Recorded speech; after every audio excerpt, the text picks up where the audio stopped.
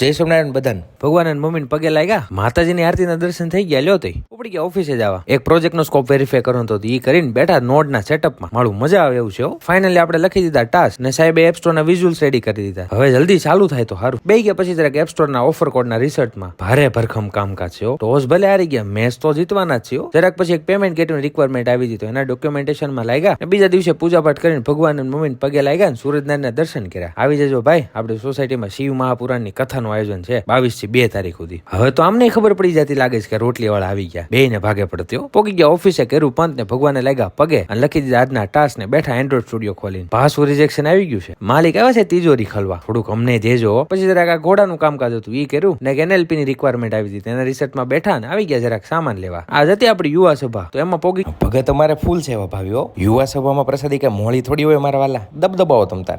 इस काम के लिए तो वक्त ही वक्त है. ઘરે આવીને પછી વાંચી શ્રીમદ ભગવદ ગીતા ને પછી વાંચ્યું વચનામૃત. ને આજનો વિચાર કઈક એવો છે કે વેરની આગથી માણસ પણ આત્મે અને માણસાઈ પણ.